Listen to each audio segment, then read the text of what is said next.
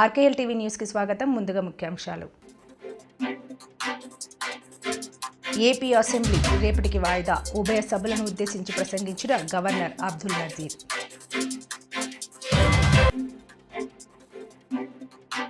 ఈ 5 ఏళ్లలో మీకు ప్రతిపక్ష హోదా రాదని వైసీపీపై డిప్యూటీ సీఎం పవన్ ఘాటు వ్యాఖ్యలు.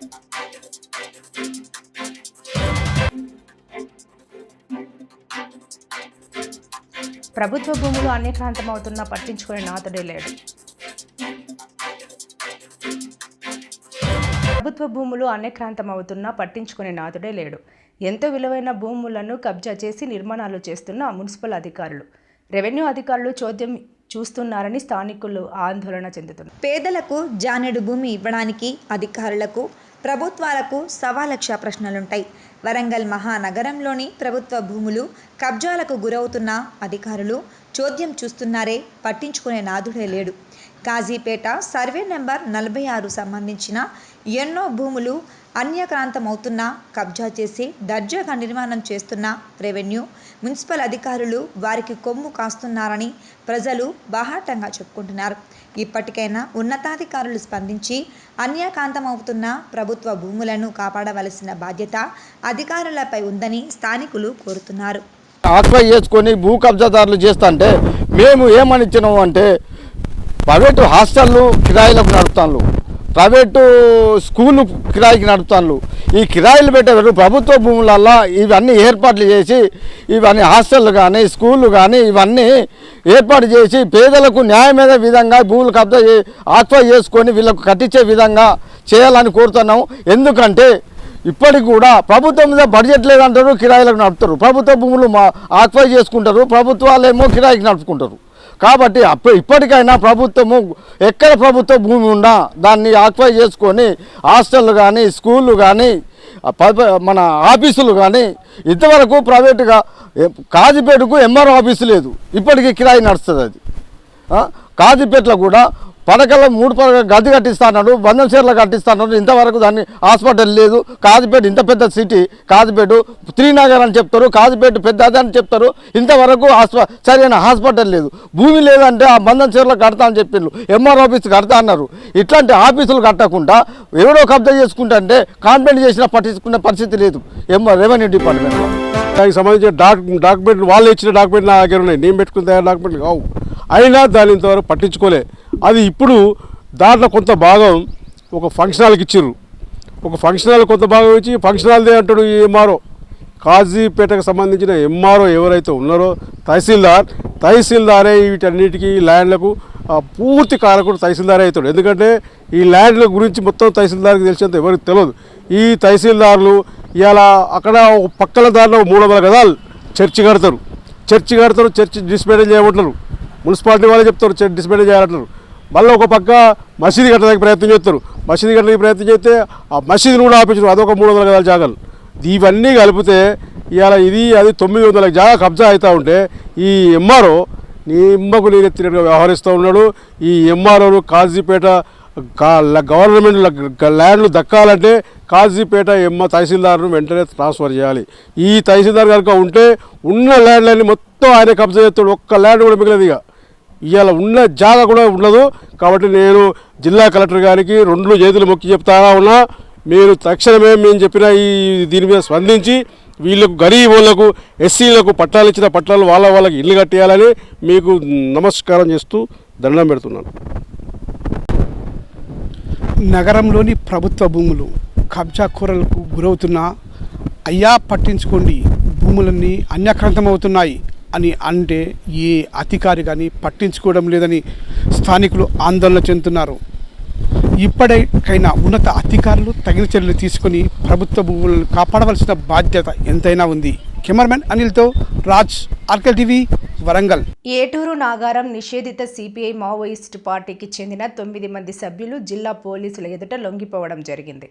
ములుగు జిల్లా పోలీసులు మరియు 39 BNCRF అధికారులు ఆదివాసీ ప్రజల సంక్షేమం కొరకు నిర్వహిస్తున్న కార్యక్రమాల గురించి మరియు ఆపరేషన్ చేయుత కార్యక్రమం ద్వారా లొంగిపోయిన మావోయిస్టుల పట్ల చూపిస్తున్న ఆదరణను గురించి తెలుసుకొని ఇకపై తాము కూడా కుటుంబ సభ్యులతో కలిసి ప్రశాంత జీవితం గడపాలని నిర్ణయించారు. బనాయించుకొని 9 మంది మావోయిస్టులు జిల్లా ఓఎన్డి ఎదుట లొంగిపోయారు. లొంగిపోయిన మావోయిస్టు సభ్యుల ములుగు జిల్లా పోలీసులు గత నెలలో చేపట్టిన చేయుత కార్యక్రమం ద్వారా జిల్లా ఎస్పీ శబరీష్ కుటుంబ సభ్యులతోటి నిర్వహించిన కార్యక్రమంలో పోటీ పోలీసుల ఎదుట లొంగిపోవడం వలన కలిగే ప్రయోజనాలు, తద్వారా ప్రభుత్వం కల్పించే పథకాలతో లబ్ధి పొందాలని, కుటుంబ సభ్యులు కలిసి జీవనం గడపాలని తెలియజేయడం జరిగింది. లొంగిపోయి సాధారణ జీవనం గడపాలని పార్టీ సభ్యులు వారి కుటుంబ సభ్యుల ద్వారా కానీ లేక స్వయంగా కానీ వారి దగ్గరలో ఉన్న పోలీస్ స్టేషన్లో లేదా ఉన్నతాధికారుల వద్ద కానీ సంప్రదించాలని విజ్ఞప్తి చేస్తున్నాం. లొంగిపోయిన దళ సభ్యులకు జీవనోపాధి పునరావాసం కల్పించడం కోసం ప్రభుత్వం తరపున అందవలసిన అన్ని పట్టు ఫలాలను అందజేయడానికి ములుగు జిల్లా పోలీసులు ఎప్పుడు కృషి చేస్తామని తెలిపారు. ఈ కార్యక్రమంలో ఏటూరు Nagaram ASP Shivam Upadhyay, CRPF commandant Satish Kumar, CI Anumalla Srinivas, Eturu Nagaram SI Tajuddin, Mangapeta SI TVR Suri తదితరులు పాల్గొన్నారు. తెలంగాణ రాష్ట్ర పశు గణాభివృద్ధి సంస్థ వారి ఆధ్వర్యంలో జిల్లా పశు గణాభివృద్ధి సంఘం, నిజామాబాద్ పశు సంవర్ధక శాఖ, కామారెడ్డి వారి సహకారంతో ఉచిత గర్భకోశ వ్యాధి ఉచిత శిబిరం మున్సిపల్ పరిధిలోని 6వ వార్డులో డాక్టర్స్ రవి కిరణ్, అనిల్ రెడ్డి ఆధ్వర్యంలో నిర్వహించారు. ఈ సందర్భంగా డాక్టర్ రవికిరణ్ మాట్లాడారు. పశు సంవర్ధక శాఖ, కామారెడ్డి వారి సహకారంతో 6వ వార్డు సారంపల్లి గ్రామంలో ఉచిత పశు గర్భకోశ వ్యాధి ఉచిత శిబిరం నిర్వహించడం జరిగిందని తెలిపారు. గేదెలకు రైతులు సెక్స్ సార్టెడ్ సెమీన్ వాడడం ద్వారా ఎక్కువ శాతం గేదెలకు ఆడదూడలు పుట్టడం జరుగుతుందని, ఇది చాలా విజయవంతంగా అయ్యిందని, రైతులు ఈ అవకాశాన్ని సద్వినియోగం చేసుకోవాలని కోరారు. అనంతరం విజయ డైరీ గ్రామ అధ్యక్షులు ఆకుల రవికుమార్ మాట్లాడారు. రైతుల కోరిక మనకు డాక్టర్స్ రవికుమార్, అనిల్ రెడ్డి మరి సిబ్బందితో వచ్చి 6వ వార్డు సారంపల్లి గ్రామంలో ఉచిత పశు గర్భకోశ వ్యాధి శిబిరం నిర్వహించినందుకు డాక్టర్స్ వారి సిబ్బందికి ప్రత్యేకంగా కృతజ్ఞతలు, ధన్యవాదాలు తెలుపుతున్నామన్నారు. ఎప్పుడు పిలిచినా కూడా అందుబాటులో ఉంటూ మాకు సేవలు అందిస్తున్నటువంటి డాక్టర్స్ రైతుల పక్షాన ధన్యవాదాలు తెలిపారు. ఈ కార్యక్రమంలో గ్రామ విజయ డైరీ పాల కేంద్రం జనరల్ సెక్రటరీ రాజగోపాల్, శ్రీనివాస్, మామిళ్ళ నర్సింహులు, బాలరాజు, నాగరాజు, బాల నరసింహులు, అంజన్ కుమార్, రాకేష్, మారుతి, పాలకేంద్రం సంఘ సభ్యులు, రైతులు, పశు సంవర్ధక సిబ్బంది మోహిన్ పాషా, ప్రవీణ్ గౌడ్, గోపాలమిత్ర సభ్యులు శ్రీనివాస్, బాలయ్య, రమేష్, బాబాగౌడ్ పాల్గొన్నారు. ఖచ్చితంగా లెగ్యూన్ సంబంధించిన గడ్డి ఖచ్చితంగా పెట్టాలి. లెగ్యూ అంటే హెడ్జులూసన్ కానీ, లూసన్ కానీ, అలసంద కానీ, ఇందులో ఏదైనా ఒకటి స్వీట్ పొటాటో కానీ ఏవైనా ఖచ్చితంగా ఈ 4-5 రకాల్లో ఏదో ఒక రకం గడ్డి జాతి కంపల్సరీ పెట్టాలి. ఆ పచ్చి గడ్డితో పాటు ఇది కూడా పెట్టాలి. అంతేకాకుండా ఎండుగడ్డి కూడా కంపల్సరీ పెట్టాలి. ఎండుగడ్డి ఎందుకంటే ఫ్యాట్ పర్సెంట్ పెరుగుతుంది ఎండుగడ్డి పెడితే. అట్లా అని చెప్పేసి మొత్తానికి ఎండుగడ్డి పెడితే కూడా సరిపోదు. ఎండుగడ్డి పెట్టాలా, పచ్చిగడ్డి పెట్టాలి. ఎండుగడ్డి ఇంకోటి ఎందుకంటే యాక్చువల్గా పచ్చిగడ్డిలో 90% వాటర్ ఉంటుంది. 90% వాటర్ ఉంటుంది పచ్చిగడ్డి కాబట్టి. సో ఎండుగడ్డిలో ఎండిది ఉంటుంది కదా, సో దాంతో కడుపు ఉంటుంది మంచిగా. అందుకే ఎండుగడ్డి పెట్టాలా, పచ్చిగడ్డి రెండు పెట్టాలి.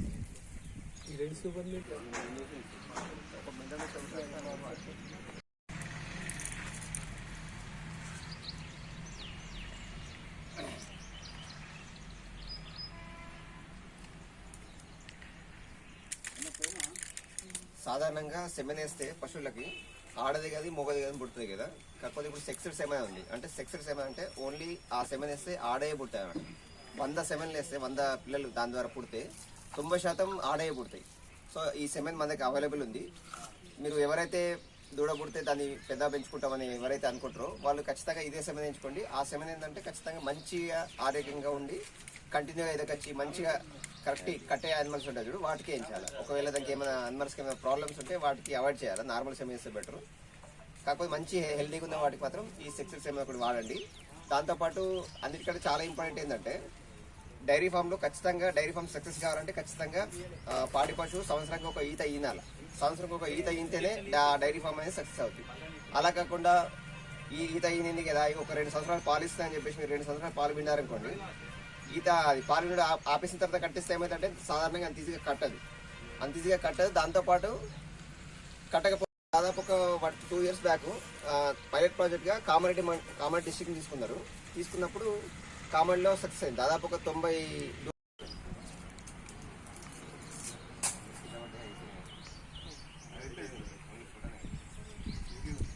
ఈరోజు మా కామారెడ్డి కామారెడ్డి మున్సిపల్లోని 6th వార్డ్ సరంపల్లి గ్రామంలో విజయ డైరీ ఆధ్వర్యంలో ఉచిత పశు గర్భకోశ వ్యాధి శిబిరంను ఏర్పాటు చేయడం జరిగింది మన విజయ డైరీ నుండి. నా పేరు రవికుమార్, డైరీ అధ్యక్షుడిని. దీంట్లో మనం ప్రతి సంవత్సరం ఈ క్యాంపు మేము ప్రతి సంవత్సరం ఒకసారి మా డాక్టర్స్ ఆదేశానుసారం మేము మా విలేజ్లో క్యాంపు ఏర్పాటు చేయడం జరుగుతుంది. అప్పుడు మనం వర్షాకాలం సీజన్లో కూడా దాన్ని గడ్డి మేస్తే దాన్ని ఏమో టీకాలు వేసి గాలికుంటి వ్యాధి రాకుండా కూడా మేము విలేజ్లో క్యాంప్ ఏర్పాటు చేస్తాం. మా డాక్టర్ సీను వాళ్ళు బాలు బాబా గోపాలమిత్ర బృందం మొత్తం సార్ ఆధ్వర్యంలో మేము చెప్పగానే అందరినీ మా దగ్గరికి అవైలబుల్ తీసుకుని వచ్చి మాకు ఎప్పుడు అయినా ఫోన్ చేయగానే కొంచెం ఒక గంట అటు ఇటు అయినా కానీ మాకు పశువులకు వచ్చి ట్రీట్మెంట్ కూడా వచ్చేప్పుడు కూడా వచ్చి ట్రీట్మెంట్ అవైలబుల్ ఉంటే అవైలబుల్ పంపించి మాకు అందుబాటులో ఉంటారు.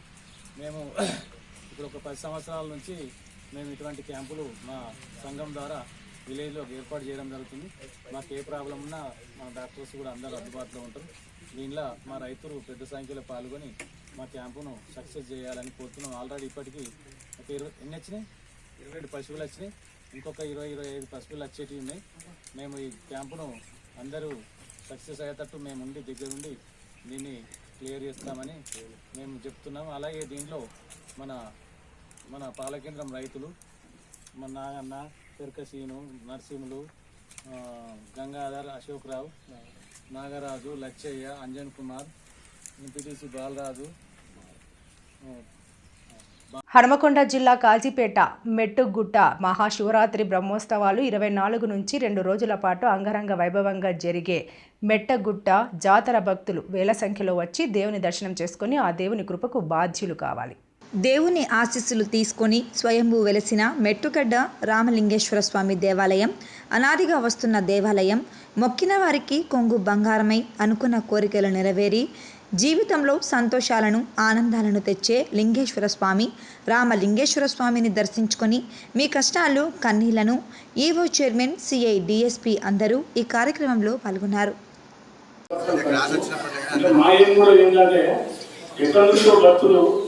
వాళ్ళకి వచ్చి దేవుడు కనబడకుండా తిరిగిపోతుంది చాలా మంది. ఎందుకంటే దీని రీజన్ ఏంటని మేము అనలైజ్ చేస్తే దేవుడు చుట్టూ అభిషేకం చేసే వాళ్ళే ఎక్కువ ఉండి నేను ఎక్కడో 20 కిలోమీటర్లు వచ్చి దేవుడు చూద్దామని వస్తే దేవుడు కనబడలేదు చాలా మంది పెడతారు చెప్పడం జరిగింది.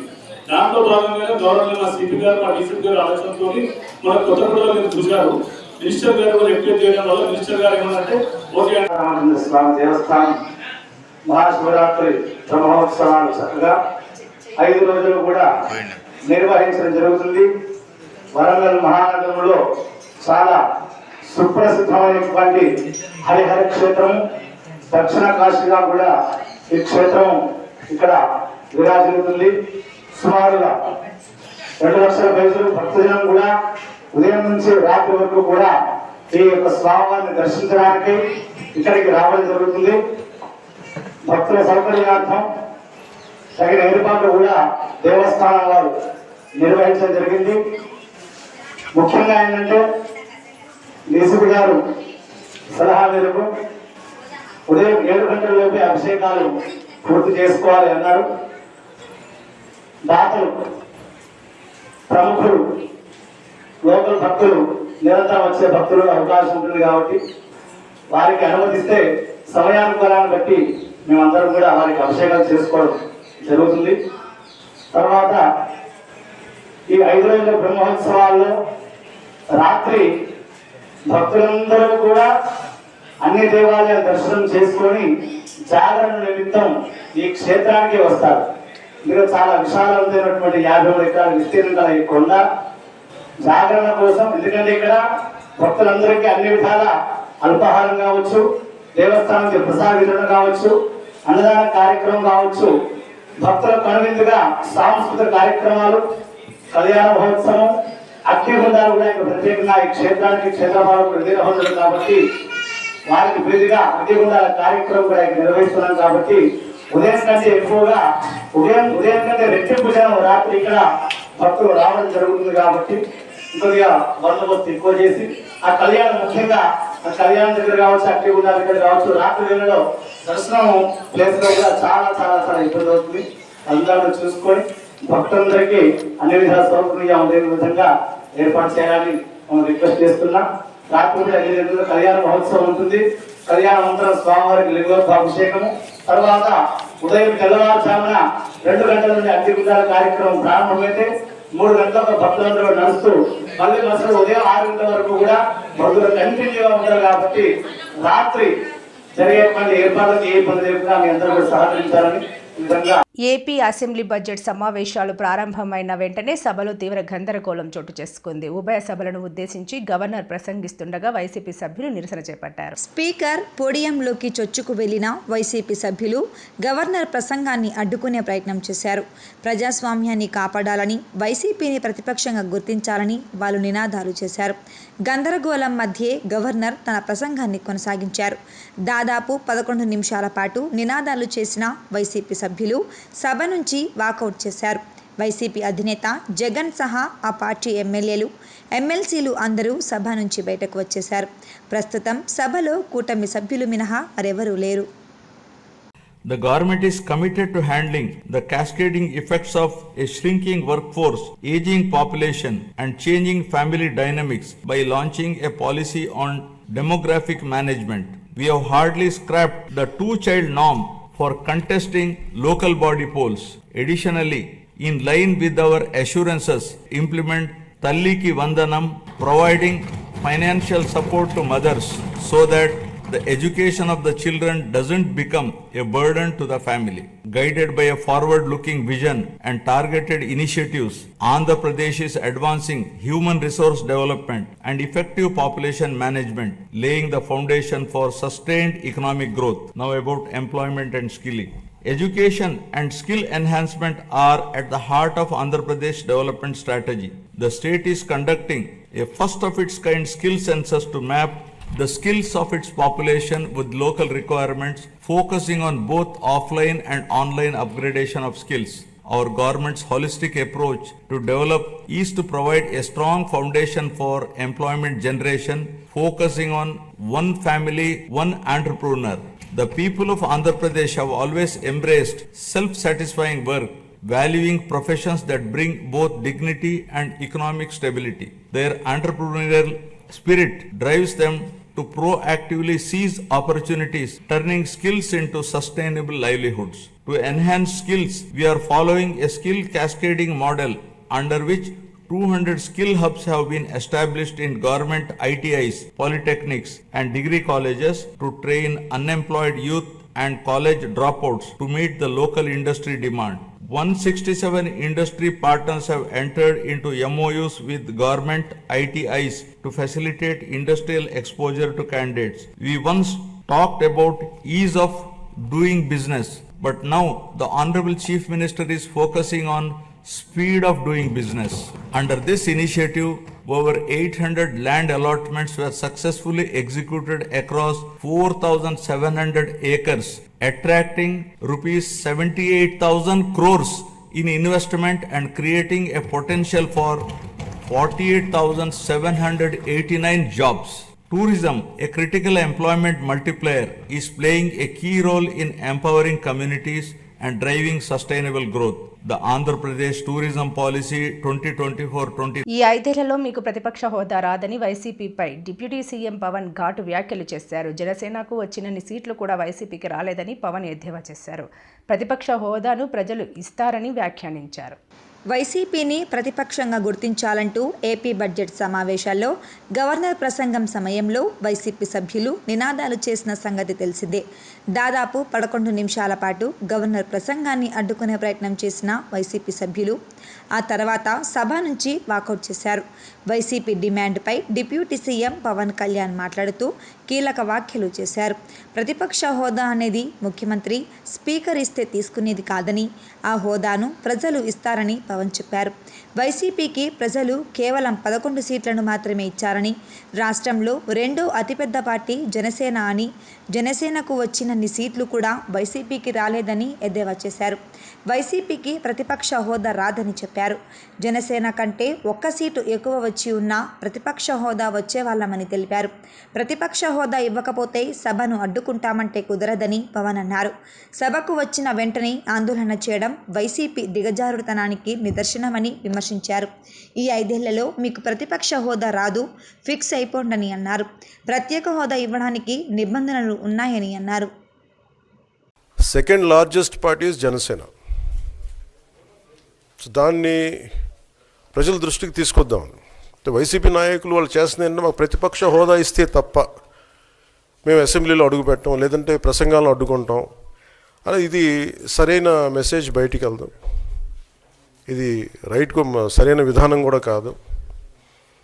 ఇది ప్రజలందరికీ తెలియజేయాలనుకున్నాం. ఇది ప్రతిపక్ష హోదా ఏ పరిస్థితిలో వస్తుందంటే మీకు రూలింగ్ పార్టీ కంటే కూడా అత్యధికంగా ఇంకొక సీట్లు వాళ్ళకంటే మీరు వస్తే దాని తర్వాత స్థానం మీకు వస్తే ఖచ్చితంగా ప్రతిపక్ష హోదా వాళ్ళకే ఉంటుంది.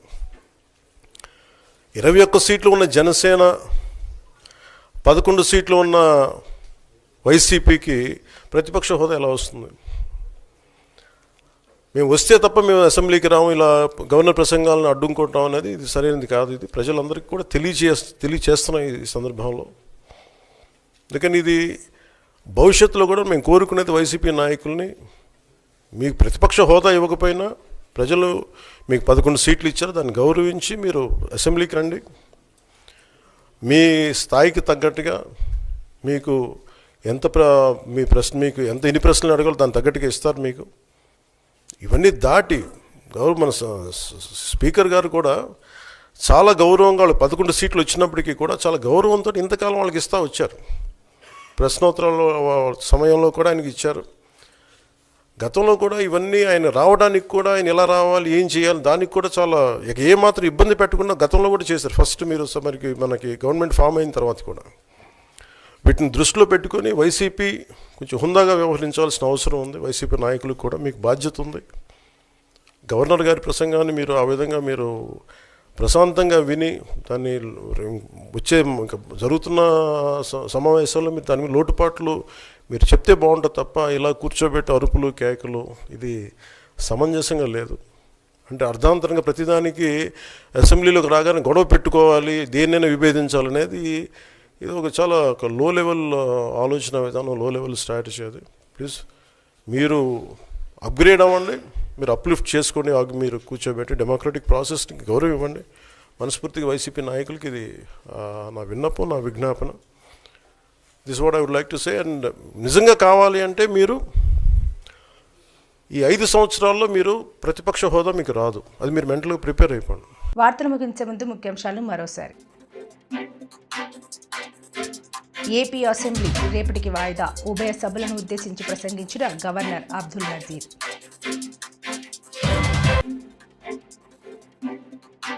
ఈ 5 ఏళ్లలో మీకు ప్రతిపక్ష హోదా రాదని వైసీపీపై డిప్యూటీ సీఎం పవన్ ఘాటు వ్యాఖ్యలు.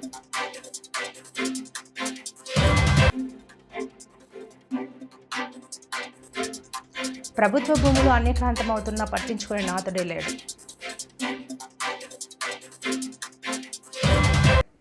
ఈ వార్తలు ఇంతటితో సమాప్తం. నమస్కారం.